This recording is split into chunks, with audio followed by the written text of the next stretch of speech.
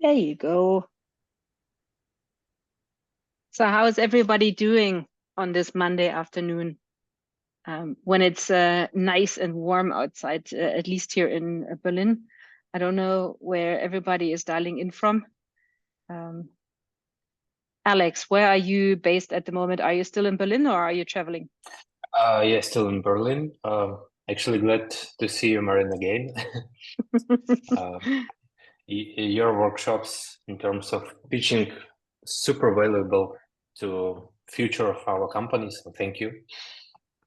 My pleasure. For everybody, we work together at Fineo, which is an NGO that supports impact-driven startups, and this is also how I met Hannah. So that I think was also quite nice. So there's like, the circle is closing. That is super nice to also see you here, especially Well, because this is some of the mhm. ideas that you work on are also super relevant. But this time you're not a hacker; you are part of the mentor and jury team. Sorry, Hannah. No, I just wanted to say that this is how you made Hannah being such a pretty well public speaker. I need to say that. So Oh yeah. you were my first coach for that. I was the first one that takes usually the slides apart and goes into Exactly. every detail, being like more Swiss than everybody else. But yeah, It's I true. think this is one of the topics that we see. We have a couple of people also signing up from different parts of the world. So I don't know if Safran is going to make it because I think he's dialing in from uh, Malaysia or Singapore. And I also have seen a team dialing in from Africa. So that is a wild mix. So let's see who's going to make it. I think we are getting started in like a minute. And whenever you feel like also leaving a comment. I'm a little bit limited at the moment in my laptop here, so I would not even see if you left a comment.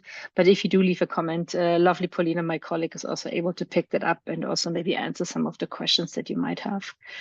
I see a couple of people that are definitely hacking today or starting to hack. Some familiar faces as well, which is always super nice. And I think we are just getting started. So we also, I'm so jealous, Hannah, because I have the feeling that you sit in the sun. I don't know if you're melting away. No, no, I'm in Sweden. You don't melt anymore in August here. Yeah, I can imagine that this is the case. I think there's still some people coming, so let's see. But I would like to use the opportunity to thank everybody for dialing in today. It's a pleasure to have you.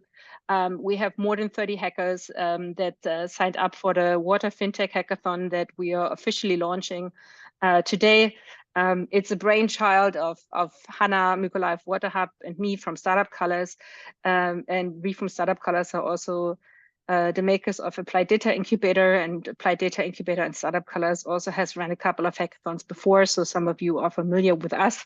And the way a hack week works for us, because we don't do the classic hackathon, but rather stretch it across a week. That also gives everybody the opportunity that would not be able to be physically here in Berlin to attend. But it also makes it a little bit more challenging because we have to connect people from different time zones, dialing in from different countries. So today we want to use the opportunity to walk you through the program, be able to answer questions, explain a little bit what's coming up. And I just a couple of minutes ago also talked to the organization that supports us with the live streaming, so we can also give you a little bit more insights. But this is what we plan to do. So it's your opportunity to ask questions, maybe to also identify people, mentors, coaches that could help you throughout the week if you have questions. But I think what's even more important, in case you have no team yet, to meet fellow hackers, maybe also identify a team that you want to join. And also ideally make some plans, maybe also in breakout rooms that we can facilitate later on, how to what you continue throughout the week. As I mentioned, the Water FinTech Hackathon is gearing up to find solution for the recovery of Ukraine. And this is the thing that is the closest to the heart of Hannah. So I will hand over to Hannah. We will walk you through a few slides, give you some operational information. But I think, Hannah, the stage is yours. I would like to at least give you, in the beginning, an opportunity to share some insights into Mykolaiv, some of the information that the hackers might not have yet. Yes, thank you very much, Maren. Thank you, Pauline. Who will be clicking the slides? Me. Yeah, great. I think we can then start. Yep. With the slide. Yeah, Thank that's you. me. Ha, super. Yeah. Great. Maren introduced herself. A couple of words about myself. I am working since 2012 in the field of development of water infrastructure for a German development bank, and since 6 years also working pro bono for my hometown in developing. First, it was the development of the network of water utilities in Ukraine to strengthen their capacities. And since 2022, together with my mentor, we changed the concept Mykolaiv Water Hub, and the idea is to help Mykolaiv that has lost its access to potable water to master the transition to innovative water technologies. And I'll tell you in detail a bit later how we're doing that. On the left, you see the partners and sponsors that are helping us in our way in implementing this project. By the way, I think yeah, this is right. Yeah, I think it's twisted around because you use your phone. Yeah. So yeah. So which problems do we want to solve? Yeah, first of all, a couple of words about the location of Mykolaiv. So you understand, it's actually pretty reachable despite of the ongoing war against Russia. It is located in the south of Ukraine. The nearest airport is in Chisinau, which is easily reachable from the major European capitals, and then 45 hours by car to get to the city. The area of the city is around 250 square kilometers. Okay. It's also, the population is growing. It used to be before the full-scale invasion 500,000. It dropped by half in July 2022 when every second inhabitant had to leave the city, also because of the lack of access to the potable water. But now we have almost reached the pre-full-scale invasion numbers. And the strong part of Mykolaiv is that we have 3 seaports and 1 river port, a very strong port infrastructure. Go next, please. One question, in case you have been to first Ukraine, feel free to leave it as a comment in the chat, but also if you have been familiar with Mykolaiv before, also feel free to leave it as a comment, because I think it's also quite interesting if you have cross teams, maybe somebody has a little bit more information about the situation at the moment. So feel free to also leave this kind of information for fellow hackers. Yeah, this is the current, this is not how the city looks like exactly. These are the objects that have been bombed since February 2022. For example, the one on the left is the regional administration located in the city center, the hotel in the middle, the residential buildings. We have a GIS map of all Russian bombings, and it's really random. There is no logic the way Russia has been bombing the city. Right now, it's a bit less, or I would say significantly less compared to 2022. It became safer after the liberation of Kherson, when the front line moved 70 kilometers away from the city. But in 2022, Mykolaiv was the city that stopped Russian invasion. This is where we kicked the ass of Russian army and they had to pull back. So now we are 70 kilometers from the front line. And you're building and rebuilding already. Yes, we do not deal only with humanitarian response, but concentrating on already the development and thinking about the future. Now going deeper into the water issues.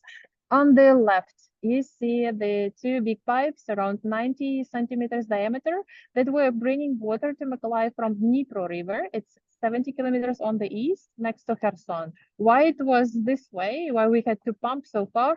It's because the water quality was very good there. And it was good because upstream there was a Kakhovka Dam, which was functioning as a huge sedimentation tank for the dirty water. So downstream we were receiving a pretty clean one. We were pumping it to Mykolaiv and in April 2022, Russians bombed the pipes because they were assuming that we might use these very large diameter pipes for relocation of the troops, which is nonsense. But that was the first attack on the critical infrastructure that left the city without water at all for around a month. And to be able to avoid epidemics and also not to lose the wastewater infrastructure, because if you do not use water, you also cannot use the wastewater infrastructure, and it can lead to clogged pipes and huge problems later. We decided to pump the breakage water, so very saline and mineralized one. The result of pumping not well-treated water into the pipes, you see on the right, where the salty water has literally destroyed the whole pipe network of the city. It's around 1,700 kilometers of pipes. And as far as I understood, Hannah, the concept, because we're also working, on decentralized solutions here, applying blockchain and other topics, maybe it was a very centralized system. So there was a strong dependency on this one pipe. That also meant once destroyed, it had a long-term effect on everything attached to that. Exactly. The problem was, first, there was only one source of water, and second, the distance was very long. Like if you need to pipe 70 kilometers, it means that for 70 kilometers, the system is super fragile and it's very easy to target. And you need one bomb somewhere on the track of the 70 kilometers, and then it's over. And this is what we want to keep in mind while rethinking the water infrastructure for the city. Let's go to the next slide. What the consequences, you also mentioned that a little bit. Anything you want to point out? So the consequences of destroyed water supply is that first of all, there is no access to clean drinking water, clean potable water. I think the very huge, the very first problem is the risk of epidemics and various diseases. And also the second one is that no possibility for children to attend schools and kindergartens. So it has also a direct effect on the education, socialization of people. It's also we need to how we deal it since May 2022. We are distributing water from water points, and you can get potable water from around 300 different taps which are located in the city. But you need to carry it. You need to go there with your bottles or plastic bottles, and then tap it, and then bring it to your home. And if you live on the 9th floor with power supply cuts, because Russia is also attacking the power supply infrastructure, then you need to carry around 10 to 20 kilograms upstairs. Yes, as already mentioned at the very beginning, the negative effect on public health, clinics and healthcare. It's also the problem is that when people are getting water, sometimes they're creating crowds or queues, and that can be targeted by Russia if they know that there is way too many people located around the points where the water is distributed. And we are not able to rebuild exactly the same water source because Russians can see our equipment without any, just with their eyes.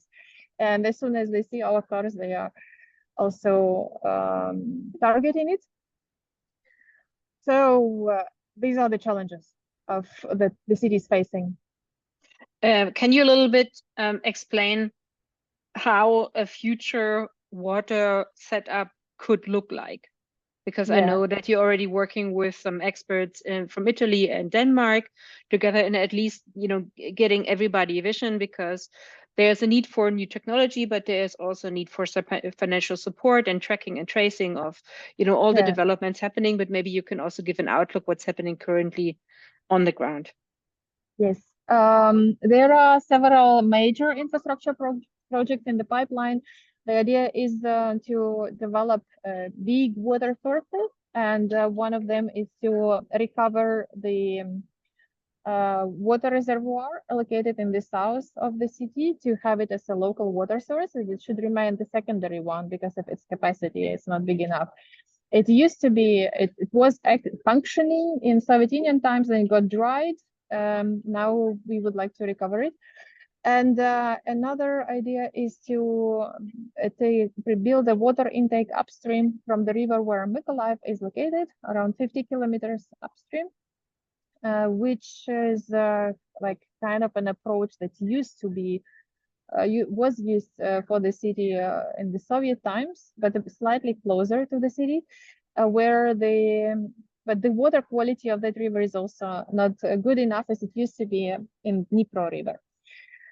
And these are the big infrastructure projects that around hundreds of millions of euros that are needed to be implemented.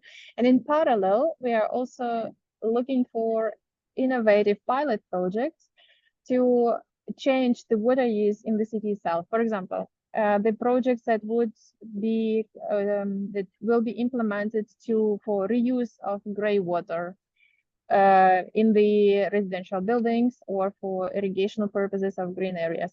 Also a project for reuse of rainwater as well for irrigation or in the buildings. And thinking about different approaches to implement this decentralized water supply, because our major experience that we gained in this war is that the more decentralized you are, the less fragile you are, the more resilient you are against the war actions. And another point why we are working on that is that the city is located in the super water scarce, very water scarce region, which is affected by climate change. For example, this summer, the temperature that was recorded in Mykolaiv hit the new highest ever recorded temperature. It's 51 degrees Celsius. Our death rate rise by 100%. So our death rate is around 70% per week. At the hottest days, we had 130 persons per week that died, and this was the result of this extreme heat, which will have a direct negative impact on the water supply and the access to water. Lots of different kind of challenges attached to that. You mentioned a few numbers, and you also shared some of the numbers. What's the kind of the impact or the negative impact in general is on housing industry, health, and education? Yeah, we are recording all the damages, and these are the numbers, the latest ones that we have that are confirmed. Housing is the numbers calculated by of the apartments and single family houses that were destroyed. Industry and agro, it's the port infrastructure that was destroyed, and the elevators, so the storage houses for the agriculture. Health facilities that were targeted, these were hospitals. We are in each of the sectors that I'm naming, there is already some reconstruction ongoing, but the demand is huge. And education is the schools. Russia has targeted several schools in Mykolaiv and also major universities. In one of them, the research lab was destroyed. And now they are as well looking for funding to be recovered. And water is expensive as well. Yes, expensive. Well, the infrastructure is expensive. The water tariffs are still low, but these are the numbers that are needed to rebuild the water infrastructure for the city or to build the new one. And so we need new ways. Yeah, we need new ways. We need new sources. We decided, that's the reason, exactly, this slide is why we decided to start with the hackathon, because we think that the amount is, the amount is indeed so huge that neither Ukrainian state nor the city, which is at war where the industry was destroyed, nor development banks, even the area where I'm working, would be able to fund it. The time has come to look for other sources that would help us find funding for the for the infrastructure reconstruction that is needed for Mykolaiv. Yeah, there are a few challenges we have identified, and there are also some, of course, ideas that all the hackers might bring in, and either finding ways to reduce the demand or the costs that might come up, or even find other financing solutions. How do we want to solve the problem? As I mentioned, some of you are seasoned hackers, and I've seen the faces before. Others might be new. For the ones that have not run a hackathon before, as I said, we do it in a slightly different way. We have done it in a slightly different way during COVID and afterwards as well, because usually a hackathon is kind of sprint, a 48-hour, 72-hour event where people come together, they spend the night together, and basically work together every single second that they are on site. As I said, this kind of collaboration would require that all the new teams that come together are actually physically in one spot. Especially if we want to use, the brains from smart brains from all the world for something, it would not be possible to do it, on site. This is the reason why I created a Hack Week concept that starts on Monday. So you collaborate on Tuesday, Wednesday, and Thursday, and on Friday there's a presentation. We ideally look into real life problems, so there are mentors and coaches available, and somebody like Hannah that is also available to give insights. Some of the information that you heard now can be backed up by data. So there are data sources available. There are experts on the ground available that can also help you to dive deeper into very specific topics. And we're also going to introduce the time frame, the agenda for the next few days. There are also some prices attached to that. We are still increasing the prices. There are still some prices coming up. There are regular travels to Mykolaiv as well. So if you're in general also interested in exploring the situation on the ground as well, I think there are also activities coming up. So you can also use it as a chance. The challenges / directions for any ideas. You might be familiar if you already have been on Taikai, the platform that we're using to coordinate everything. If you joined, you have so-called challenges or categories, and we identified a few. So we were looking into how to transparent and secure funding opportunities could look like, applying blockchain, cryptocurrencies, how crowdfunding and tokenized investments could look like. But also we looked into gamification, which again, for a lot of you might not feel like a financial approach, but the business case behind it is to also use interactive and rewarding experiences, which would also lead to a longer kind of loyalty to any of these activities that are proposed. So that might not be even a technical approach, but maybe also an approach where you look into the millions of people around the world that sympathize with Ukraine or have Ukrainian relatives on the ground. We also look into fundraising opportunities with non-fungible token. And at the end, there's also this big opportunity to bring in your own ideas. And we currently have, I think, 4 projects on the platform that go into this direction. So I see a lot of these touch points. In case you have any questions, you want to know more, let us know. I think because we know that there are so many ideas out there that we might not be aware of. We also want to leave it as kind of the larger brackets, not give too much information from our side, because I think you already have your own ideas. And as I said, I also saw some projects already on Taikai that go in that direction. So I think the description on Taikai are also understandable. But again, if you do have any questions, feel free to also use the chat. We have prices. We have €2,000 in total. So there's prices like access to GPUs and co-working space, Amazon vouchers, and also flexible access to co-working space via a platform called One Co-working, where you have day passes. The complete activities are supported by the mayor of Mykolaiv.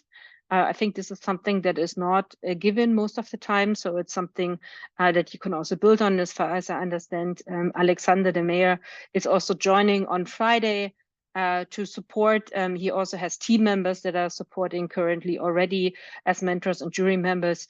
And there will also be a certificate of attendance that I think is also a nice token from the officials to let you know that they really appreciate what you do. And then there's a special prize of €1,000 in cash that maybe Hannah can also explain a little bit more if there are any questions related to that, because I think it was a rather recent kind of announcement that there's a cash prize, and I think, Hannah, you have more information about how that could be handed out to the participants, if it's a kind of public favorite prize, or who's going to make the decisions. I don't know, Hannah, if you want to share some insights.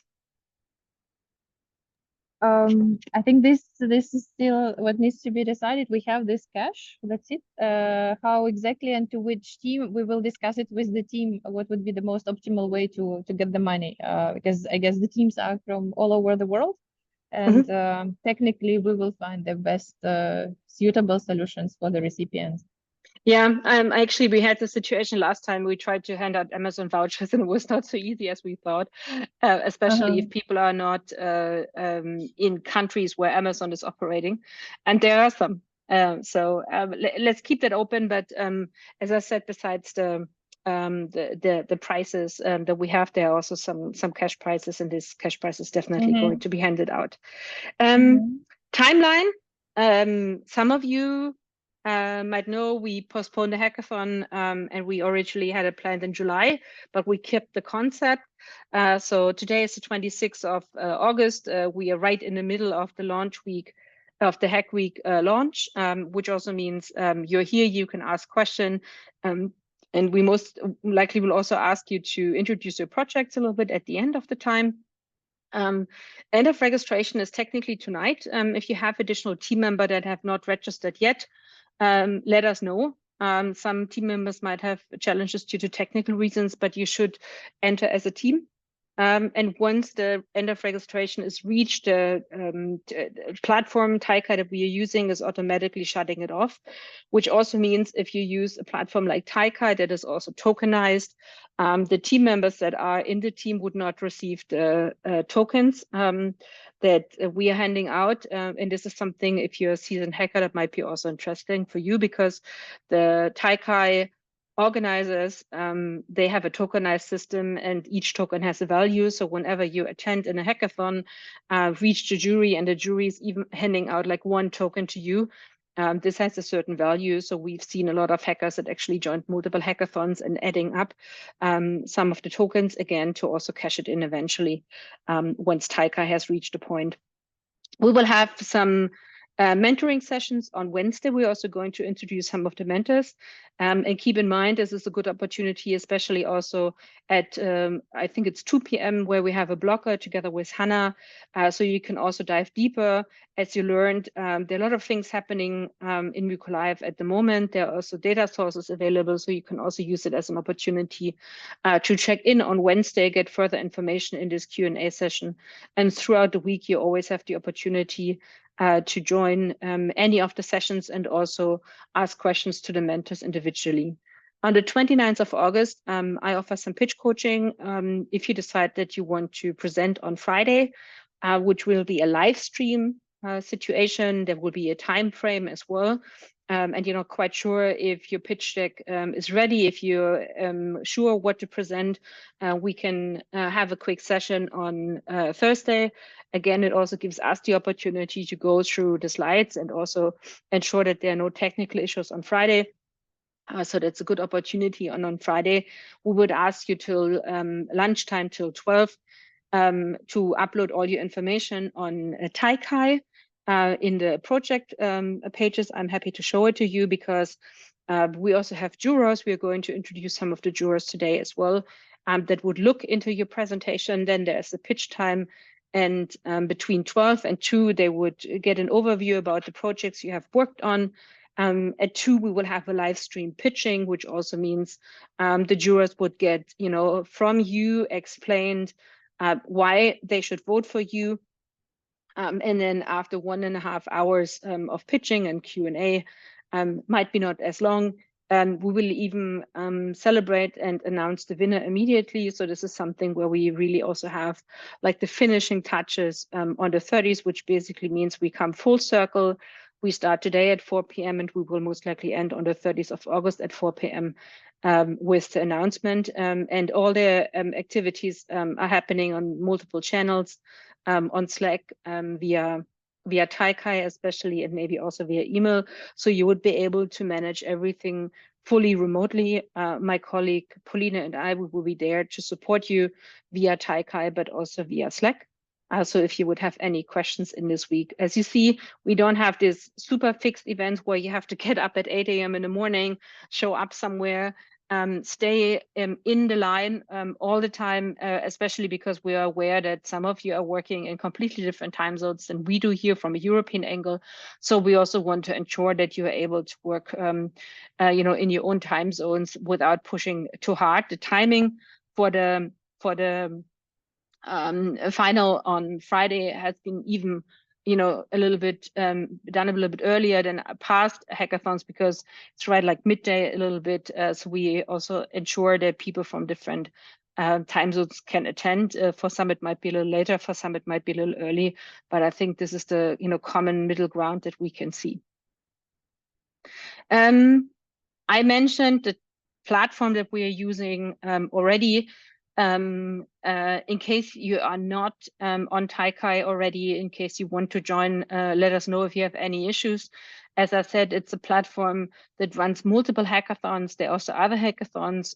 I personally also usually use the fact that there are other hackathons running to maybe get some inspiration. So you could also go to another hackathon that is running on, let's say, a blockchain topic if you want to get some inspiration. So you also can see what others are working on and maybe also what ideas they're working on. This is possible if you as a hacker, as a team, create a project and set the project visibility to public. We've seen hackers that put the project visibility into draft so all the team members can see it, but the public can't see it. So if you also need support in how to set up your projects in the right way, let us know. On Friday at lunchtime, the latest, you should have everything ready on Taikai, so our jury members can also see it, because also the jury deliberation will happen on Taikai based on a tokenized system that is integrated into the platform. We do have mentors and coaches, as I mentioned, so that also, of course, gives you the opportunity to expand your network, learn a little bit more. They have different strengths, come from different areas, and also are reachable. If you see the upper right corner, there's a little envelope, for instance. So if you would go to any kind of profile, could be a profile of a fellow hacker, could be a profile of one of the mentors, you will see that there is a little button and you could send a message. So you could use that as an opportunity to also get in touch. And then equally, this message, this kind of envelope would have a one. So it's like an inbox and you would see who sent me a message, what is the message. So it's also an opportunity to get in touch with the participants and to get in touch with the mentors and coaches, and also to get in touch with Paulina and me. A few mentors, I think, are in the call. I think I've seen Artem. Quick introduction of the mentors. Laura Kohler is excused because she has a meeting, but she's very eager to also support. So I just have to say that use the opportunity. She was one of my mentors, but I think we also have other mentors in the call. I don't know, Paulina, who's in the call, because I can't see it at the moment. I think I've seen Artem, right?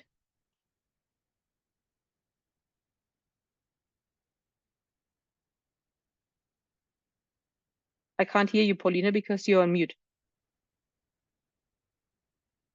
Yeah, Artem, I see you. Can you hear us?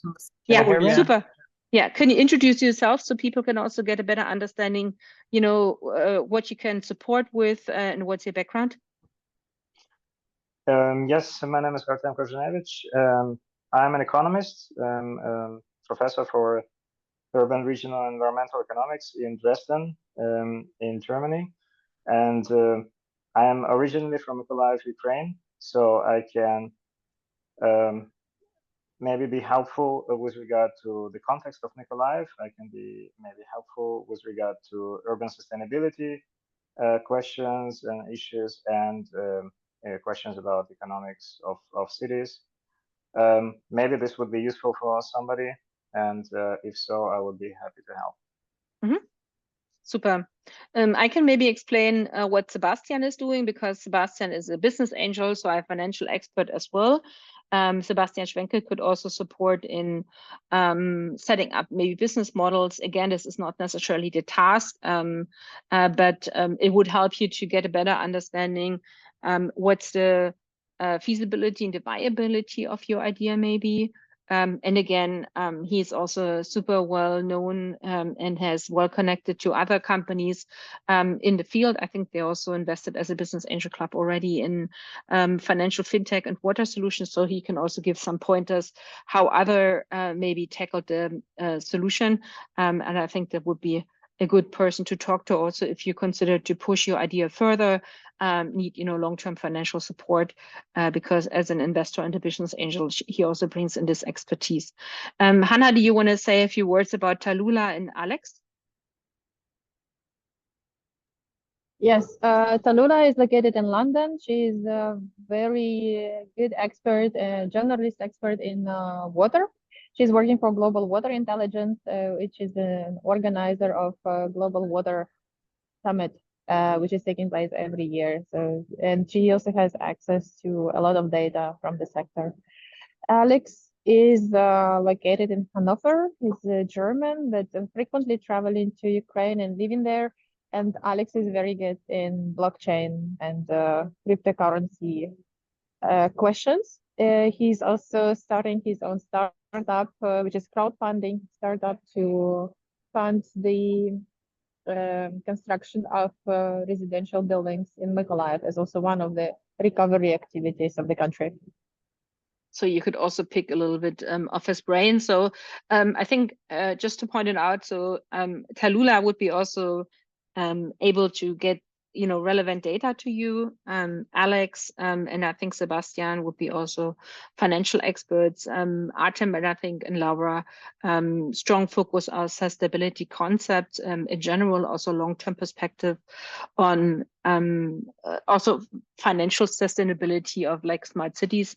I think, if you look a little bit into that, feel free to reach out to them via Taikai, via Slack, or also via email, and then schedule individual meetings with them. As mentioned, I'm also supporting as a mentor in the preparation of the presentation on Friday, and Hannah has a dedicated spot giving more insights into Mykolaiv and the water situation there. And Hannah from Mykolaiv Water Hub is also the one that looks into long-term sustainable pilot projects in Mykolaiv. So of course, it's also an opportunity to customize maybe existing ideas a little bit more to Mykolaiv, and also look into, would there be a long-term applicability for a solution like this? Hannah, you want to add? Yes, I just put my WhatsApp number in the chat. So feel free to save it to your contacts and contact me via WhatsApp if you need any session or any information. This will be the most flexible and the most like the option that will allow me the quickest response. And please don't hesitate, contact at any time convenient for you. I'm well aware you are from different parts of the world. It's fine. This week we can survive. I think Sebastian also joined. Sebastian, we are right in the moment where we asked all the mentors to introduce themselves, and I try to explain what you do. If you're already fully set up and able to speak, do you want to introduce yourself, and I can check if I gave the right messages? Yeah, sure. That's what I call timing. Huh? Right. Yeah, sorry for being late at another appointment. Don't worry about it. Yeah, so I'm Sebastian. I'm the managing director of the Business Angels Club Berlin-Brandenburg, which is the largest business angel network. So what I do is basically the largest business angel network in Berlin. What I do is match startups, early stage startups, with investors on a daily basis. We have 140 investors in our network. And we've been traveling to Ukraine last year, and we're going this year also because we have a project running We want to take the knowledge we gathered here in startup matching and early stage investing to actually bring it to Ukraine and help people from Ukraine, but also internationals to invest into Ukrainian startups, because we feel like this is very important for the kind of development and reconstruction of Ukraine in the long run. And yeah, what I can bring to the table is obviously I've seen a lot of pitches, so I can help you in the presentation of your projects. I'm not so much of a tech expert, so I know a little bit of coding, but like nothing which would help you in the hackathon. But I think that's probably not what you need a lot of help with. But in general, like building business models, creating presentations, this is what I'm good at. And so yeah, feel free to reach out if you need any help in those domains. Thanks a lot. Much appreciated. I mentioned it already. So we will have a live stream event on Friday where, the moment where the camera guy says, you're on, you're live. Ideally, also your presentation works. So it's really good to be prepared. And again, it's not just a Hack Week that we're looking into, but it's also about, building contacts and a network with people, but also learning skills. So in something like presentation skills, I think it's always hot, it's always on the agenda. So any tip that can be given by any of the mentors, I think also has a long-term, valuable approach. So keep that in mind. Don't be shy, ask if you need any support. If you're not quite sure which mentor is the right one or could give the answers, also reach out to Paulina and me, because we would be able to guide you in the right direction. I think this is also part of our job. As I said, use Taikai as a platform. All the mentors are on Taikai or Slack and LinkedIn. And as Hannah just mentioned, if you are in Telegram or WhatsApp, also use the opportunity to, send a WhatsApp message to the mentors and coaches if you have maybe also an urgent request. There are dedicated channels on Slack, and if you're on the Taikai platform, there's access to Slack that is for free. The Slack is a pro version, which also means you would be able to create your own group. It could be a closed group. You would be able to initiate hurdles, and you would be also able to share larger data sets via Slack if you want to use this as a collaboration tool. And we're also not cutting off the access after the project, so you also could use that later on. So that is something that we can offer. And there's Ask the Organizer. It's a channel if you have an urgent request. So this is something that you should also use if you're stuck or if you have a problem in the team or you need urgent data. Also use that as an opportunity. It would be a quite essential channel for Friday because, as I said in the presentation, we are also going to coordinate that. So looking into Friday, so looking into the end, as I mentioned, Maren, sorry, I just wanted to say I posted the Slack link where you can join the Slack channels in the chat. So if you haven't joined yet, you can do it now or save the link. Yeah, it's also not just you in a Slack group. There's like 700 or 800 people from multiple innovation activities, incubators, hackathons.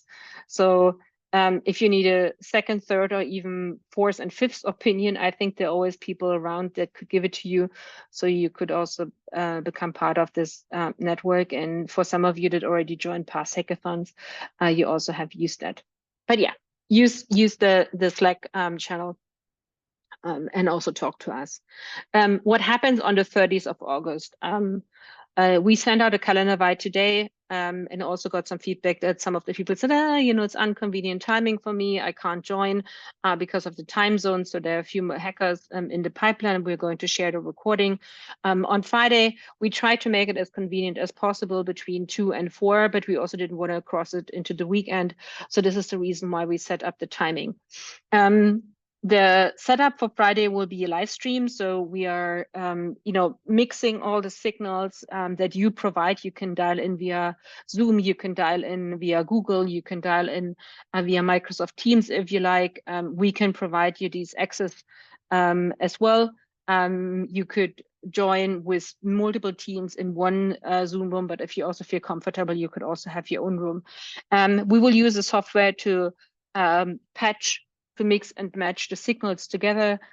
So you will have like a welcome, then you will have presentation, and right after your presentations, jury members that make the decision on this day will also be able to ask question. And in the studio that we also have the opportunity to provide a high level kind of tech setup, which also means the streaming will be live. We have not decided yet in which channel we stream. The likelihood is high that we stream it out into LinkedIn, to also give others the opportunity to see what you worked on. As I mentioned, it's a semi-public event, so you will be in this environment, but the live streaming, of course, also means that other people will see what you worked on. Let us know if this creates any questions from your side. Let us know if you maybe feel a little bit uncomfortable sharing certain things, which we have seen in the past, because then we can also have a multi-level approach, provide the mentors and especially jury members with some information that might not be part of the presentation that you give. Depending on the number of teams, we expect 5 to 6 teams that are eligible at the end. We will also decide how long the presentation is. At the moment, we look into a more like 5 to 6 minute presentation. But I think we will have individual conversations with all the teams throughout the week and figure out if they would be able to squeeze the information that they want to communicate into these 5 to 6 minutes. And then it's followed by most likely 3 to 4 minute Q&A and a switch. So ideally, we will have 10 minutes per team. And the Q&A will be immediately after your presentation. So the jury member will be online, and you have the opportunity to hear the questions and also can give the answers immediately. That kind of live stream will be, of course, recorded, so you can also use it for references if you need it later on. So this is definitely also accessible. And just as a heads up, in one of the last Hack Weeks, we did focusing on healthy planet and environmental topics. I think we had a reach of a few 10,000 kind of viewers at that time, also because the platform LinkedIn is a very powerful one and is reaching out to a lot of people. So be aware that it's also providing some visibility that might be interesting for you. We do have 4 jury members that are going to support. Before you get too cozy to the mentors, they are not able to work as jurors because there's a conflict of interest. So you have mentor session, let's say with Laura or with Sebastian, and at the end of such a mentor session, very close to the mentor, they have a lot of inside information, and this, of course, would provide conflict of interest to the mentor. So this is the reason why we separate mentors and jury members. So we do have, I think Stefan is in the call, Alexander is in the call, and Danilo is in the call. Maybe we start with Stefan. If you could introduce yourself so the hackers would also know who you are and what you're looking for. Yeah, hi hackers, good to see you. Cheers from Dresden. I'm CEO of Gigahertz Ventures in Dresden, and we are a small business angels syndicate focusing on deep tech and hardware. We have within our portfolio one company that is doing water, especially smart IoT solutions for drinking water systems, which is quite exciting. And yes, in terms of jury, I have to still get a bit familiar with the expectations, but I would certainly very much look at the business models and also on the long-term sustainability and financial viability of your ideas. But anyway, good luck. There are not so many, I think, financial numbers available because most of the ideas will be in the early stage, but I think it's the vision that you're looking into, right? Right, but still, I mean, there need to be some sort of an approach what this is going to be in terms of the business outlook of the whole thing. Yep, all good. I think Danilo, you should also be in the call. Hi, yes, I am. Can you hear me? Yes, we can. So I'm working for the laboratory at the Max Delbrück Center, and I'm focused on several scientific developments of the cleaning environment by the using the bio methods without any chemicals, and I'm parallel working in a sponsoring department of one German organization. So for me, that will be important to see the innovative part of the projects and also how viable they will be in the future and applicable. Super. Thanks, Danilo. I think you're based in Dresden as well? No, I am based in Potsdam now. Ah, good. Just to get a better understanding. And then we have Alexander, that also has a Ukrainian background, and I think will also look from different angles. Yeah, hi everyone, my name is Alex. I'm the founder of the Handstree platform. It's a platform for transparent and decentralized charity in Ukraine. So as a CEO with a huge technical background in terms of development platforms, I'm looking into technical solutions, how you will be focused more in decentralized data with the maybe implementation of AI, blockchain, and so on. So hope to be useful in this case. Thanks a lot. And I think Hannah, I'm not sure if you still have your hands up, but I would definitely like to get some insights in what Olga can contribute. So I would hand over the microphone, the virtual one, to you anyways. Yes, I'm here. Yes, Olga is our team member from the very beginning of the development of Mykolaiv Water Hub. She's an expert in water issues and with a specific focus into agriculture, green areas, and everything related to plants. She is also a former Minister of Agriculture of Ukraine, so we should really bring a lot of expertise in this area. And also a good network in Ukraine. So in case you also have any questions long term, it would be also, I think everybody would be somebody that you can also connect in a long run. How does the setup work? So as I said, these four mentors will basically see your pitch, and while you're presenting, they have a scoring system. There are criteria that are also outlined on Taikai. We will use a score between 1 and 10. And the Taikai platform in the back will calculate that into a number of tokens. There will be a leadership board at the end, so a ranking that we can initiate by just clicking a button. And in this ranking, you would then see where your team is set, like what would be the order of the team. It's quite transparent. You would be able to see which juror gave which tokens to which idea. And as I also mentioned, the kind of tokens that are initiated, so the value that is also coming from the Taikai platform will remain with you as long as you stay on Taikai. And if you would join other hackathons, you could also add up the number of tokens that you have. So that could be quite a lot eventually.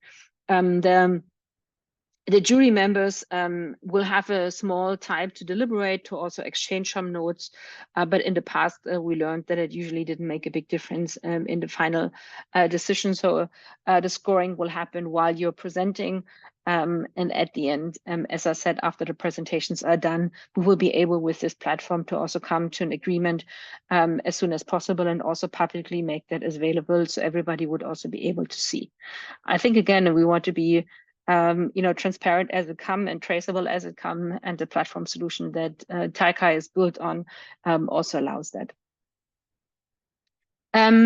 In case not everybody from your team has joined yet, please tell them that they should register on Taikai, because it's quite important that everybody is on Taikai, and only people that are of legal age, and there's like one person per entry. I think this is quite important. Ideally, you're 2 to 5 team members. I think some of the projects that I've seen on Taikai already reached that limit, which is fine. and it could also be a team of 2. I've seen some teams also preparing from Indonesia. You might not be able to see all the teams because some of the projects are still in draft. But we as organizers, we can see that. So we also know that some of the team members are currently also not joining the session because they are and either asleep or still getting up. What's important is that you have at least 3 touch points with us, the organizers, the mentors throughout the week. So we also get the feeling that you're actively working and actively contributing. It could be, you know, by being part of this launch week. It could be by reaching out to Hannah and joining her mentoring session, but it also could be by just reaching out to any of the mentors, get advice. And then, of course, it's quite important that you also make up your mind and define who's going to present on Friday. So this kind of preparation for Friday would be quite important for us as well, because as you see, there are also organizations like GIZ and German Water Partnership involved. So for them, it's also a good opportunity to see ideas, to learn more about new ideas, and then also follow up on anything that happens. So there will be also communication opportunities. Talula, for instance, if you you know, I've seen on the Taikai platform, she also publishes podcasts and is quite interesting and also interested in also learning more about everything. So the rules for participation are quite important for us, but I think they're also quite easy to fulfill. Especially the 2 to 5 team members. I think I also have seen some hackers that are interested in forming teams. So if you're still looking for hackers to form a teams, also reach out to them proactively in case you have questions on how to do it. Also use the chat here or let us know. Any questions that you might have, any questions that come up, anything that you want to comment? And maybe, Pauline, you can also look if there's anything in the chat that we have to look into. Maybe I can also share the slides, so make it a little bit more easier. Hannah, is your hand still raised, or do you have something to contribute? Sorry. No. Oh, good. And any question? So I've seen that there have been some issues in registering people on Taikai, so we are definitely solving that. That is not an issue. So I got a message on that, and then I see Hannah's WhatsApp number. Anybody that is looking for an additional team member and maybe wants to introduce the idea they're working on, or are you all complete in your teams? So Anna Blume said there's a DAO team that is still open for hackers. So please reach out via Taikai. I think I'm not sure, Herschel, but I think you also have a technical background, might be interesting for you. I also know some hackers that are currently not in this time zone. So I'll definitely also recommend Anna to some of the techies that I've seen. Ifuva, I think you're also set up because you're already in a team focusing on, I think the team name is WaterGuard, in case I'm not mistaken. So I had the feeling that you already have a full setup of team members. And Roman, quick question, are there any new team members that your team is looking into?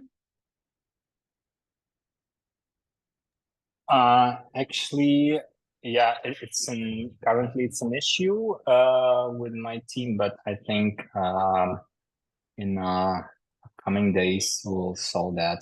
I will keep you informed.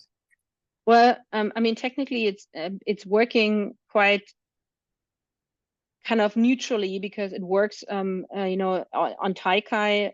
You could basically solve everything on your own. I think this is something that we also encourage you to do. So look into the platform, try to get familiar, and if you have the feeling that there's a channel challenge and you're not able to do it, also let us know. I see a lot of people that I already have seen on Taikai, so I'm not too worried about that. But I also received the message that Barak, for instance, that is part of this call, has technical issues to join. So I think I'm going to solve that right away today and tomorrow. That should not be an issue. Any other questions?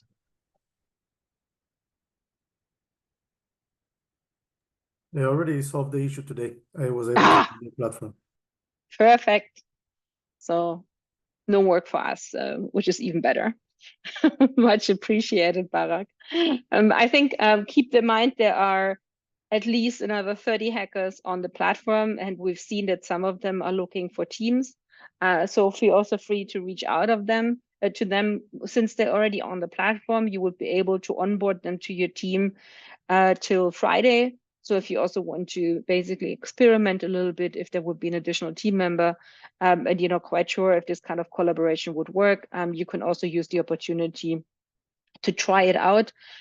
So you don't have to have this kind of fixed team set up today immediately. But of course, it's also quite important to us on Friday in the presentations to get a better understanding what the team setup would be, who has contributed to that, and who would be also the team that the jury would look into. One of the team members, of course, if you look into like what is the long-term perspective of such an idea, is of course also, as a team constellation, something that would be nice. So use that as an opportunity. I would say I'll stop the recording now.